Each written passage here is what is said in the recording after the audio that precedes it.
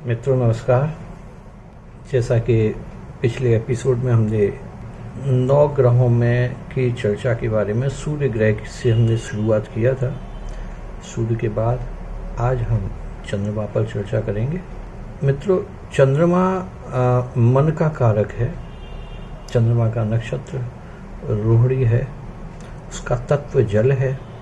शरीर में 9 ग्रह हैं, उसमें से 2 ग्रह शुक्र और चंद्र, इनका तत्व जल है।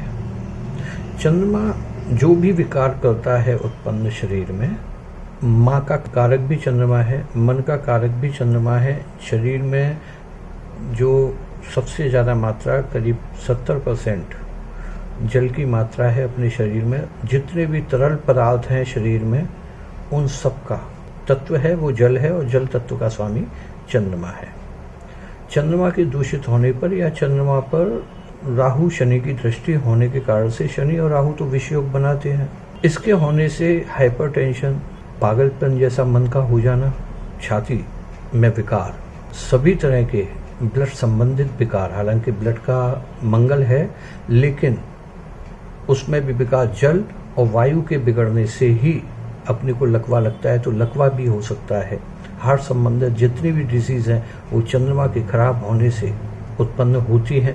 अचानक ही अपना मन ऐसा हो जाता है, विवाद हो जाता है, या भय, एक अदृश्य भय लगता है, मन अपना पीड़ित रहने लगता है, मन में विकार उत्पन्न होने लगते हैं, या फिर मन वो काम करता है जो काम इस देह को नहीं करना चाहिए, जानते हुए भी कि हम यह गलत कर रहे हैं, फिर भी हम उसको करते हैं। यह सब चंद्रमा के दूषित होने के कारण होता है। यदि नौकरी कर रहे हैं तो नौकरी से उच्चाटन करवा देगा, यदि दूषित चंद्रमा है तो।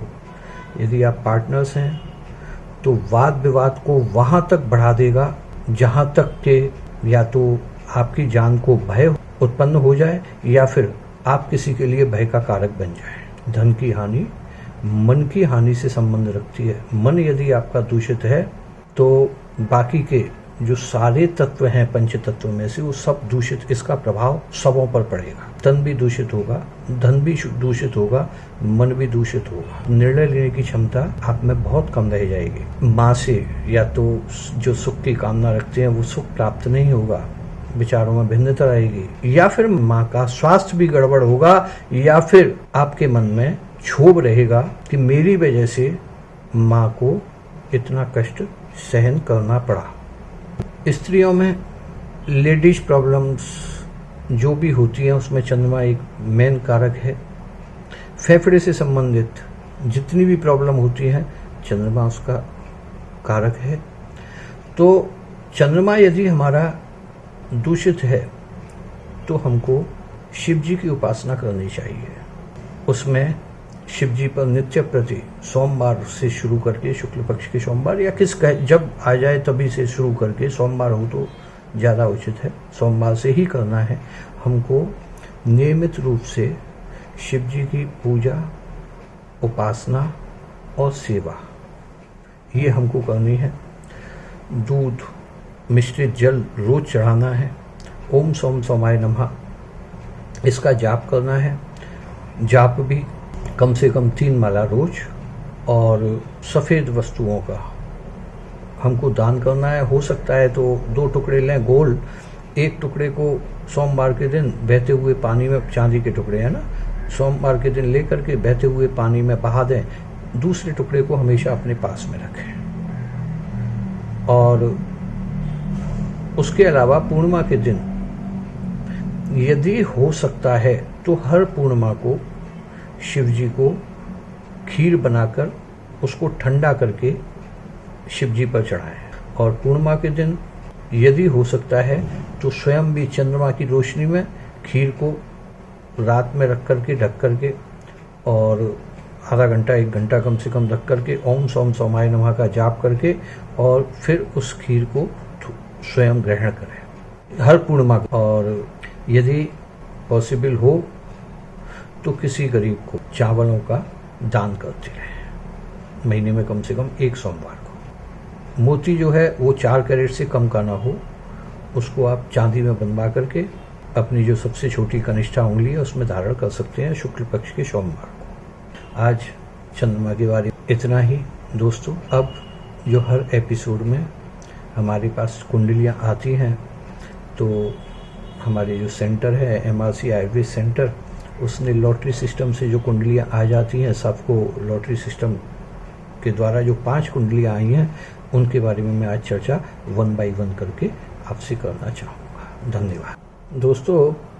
आज जो मेरे पास कुंडलियाँ आई हैं उन कुंडलियों का अवलोकन करते हैं और सूक्ष्म में खास तौर से उनकी शारीरिक प्रॉब्लम्स के बारे में हम डिस्कस करते हैं। सबसे पहले जो कुंडली आई है वो मिस्टर रवि चौधरी जी की आई है।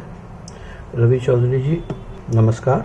आपकी जो इस समय स्थिति चल रही है वो अश्लेषा नक्षत्र है, आपका कर्क राशि है और सूर्य में राहु का 20 मई 2021 तक अंतर चल रहा है। स्थिति जो है वो इस समय ऐसी है कि जो सूर्य है वो अपने नक्षत्र से बहुत ही गलत नक्षत्र में बैठा हुआ है और पेट संबंधित विकार, लीवर से संबंधित प्रॉब्लम, पाचन से संबंधित प्रॉब्लम, रक्त की कमी और चर्म रोग से संबंधित प्रॉब्लम क्रिएट कर सकता है। इस पर आप विशेष ध्यान दें और यथोचित जो भी उपचार है उसको आप पूर्ण करें। नेक्स्ट कुंडली है मिस्टर हरि कृष्ण जी शर्मा। हरि कृष्ण जी की मेष राशि है। हरि कृष्ण जी नमस्कार जी। इस समय थोड़ा सा अपने स्वास्थ्य पर आप विशेष ध्यान दीजिएगा। खास तौर से खान पान से संबंधित, गले से संबंधित प्रॉब्लम होने की संभावना है और शुक्र से संबंधित प्रॉब्लम्स हो सकती हैं। यूरिन संबंधित प्रॉब्लम अपने को होने की संभावना है। पेट अपना थोड़ा सा किसी भी तरह से दूषित है इस समय और हर शुक्रवार को यदि सब्जी दान करें, क्योंकि बृहस्पति में शुक्र है और वो अभी 2022 तक है, हर शुक्रवार को कच्ची सब्जी, कभी आलू है, कभी लौकी है, कभी कुछ है, किसी गरीब को दान करें तो उससे आपको लाभ होगा। और यदि हो सकता है तो सूर्य नारायण को डेली अर्घ दें और शुक्रवार के शुक्रवार शिव जी पर कच्चे दूध में भात बना करके मीठा डाल करके उसको मीठा करके और फिर शिव जी पर आप चढ़ाइएगा।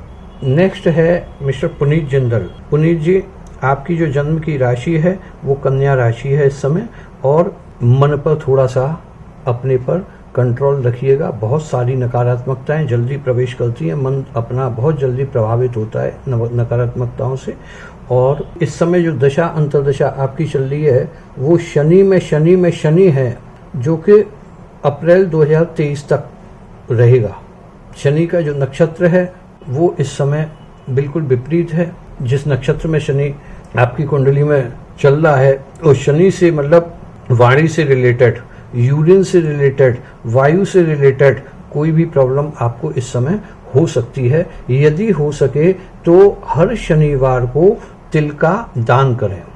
हर शनिवार को तिल का दान करें और 4 रोटी बना करके 4 रोटी और उसमें सफेद तिल डाल करके और वो गाय को खिलाएं। हर शनिवार को काले तिल का दान करें। दूध, तिल और पानी मिला करके हर शनिवार को आप पीपल के पेड़ पर चढ़ाएं। शनिवार को 4 रोटी सफेद तिल डाल करके गाय को खिलाएं। चारों रोटी पे थोड़ा सफेद तिल डाल के और गाय को खिलाएं। धन्यवाद जी। अभी नेक्स्ट कुंडली है अपने जीवन सिंह जी।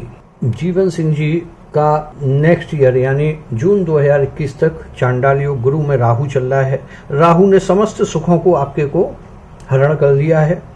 होते हुए भी हम सुखों से वंचित हैं और मन की जो स्थिति है वो भी बहुत ज़्यादा उत्तम नहीं है। हम इंटेलिजेंट हैं पर इंटेलिजेंसी का अपने को क्रेडिट नहीं मिलता है या फिर हम यूज़ नहीं कर पाते हैं। ठीक है ना। एक थोड़ा सा क्रोध और गुस्सा, उस पर थोड़ा सा अपने को नियंत्रण रखें तो अपना सामाजिक स्थिति में परिवर्तन देखने को मिल सकता है।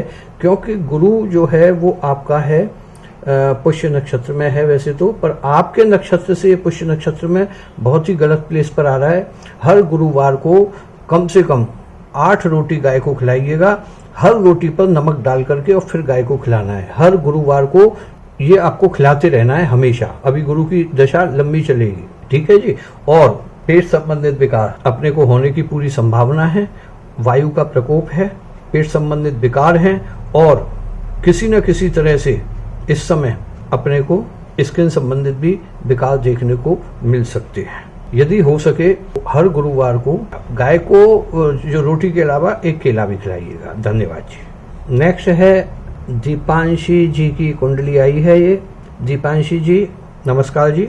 आपकी जो जन्म की राशि है वो तुला राशि है। केतु 10 तारीख के बाद में अपने तुला राशि से द्वितीय वृश्चिक राशि में आ रहा है। पैरों में थोड़ा सा और सिर में इसमें दर्द होने की संभावना है। खास तौर से अपना जो लेफ्ट पैर है पूरा, उसमें चोट या दर्द की संभावना है।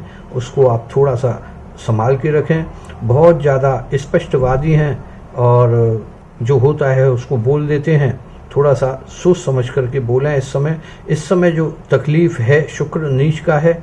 बैक में थोड़ा सा तकलीफ, पीठ में, सिर में और पैरों में, इनमें थोड़ा सा तकलीफ अपने को महसूस यदा कदा होती रहेगी। यदि इस समय आप हर बृहस्पतिवार को यदि तिल की रोटी गाय को खिलाएंगे, हर बृहस्पतिवार को 4 रोटी गाय को उसके ऊपर सफ़ेद तिल डाल करके, कम से कम 1/4 चम्मच हर रोटी पर तिल डाल करके और थोड़ा सा उसमें गुड़ डाल करके और फिर आप गाय को हर गुरुवार को आप खिलाइएगा।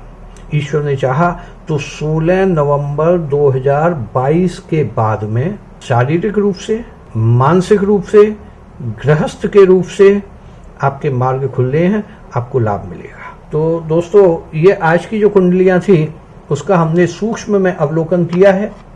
जैसा कि आपको बताया गया है कि यदि अपनी कुंडली का पूरा विवरण और इसके बारे में डिस्कशन करना चाहते हैं तो अपने आयुर्वेद सेंटर, जो भी अपना सेंटर है, जो भी नंबर दिए गए हैं उसमें संपर्क करके और आप विशेष अपॉइंटमेंट के द्वारा पूरी कुंडली का और अपने निश्चित प्रश्नों का आप उत्तर जान सकते हैं डिस्कशन के द्वारा।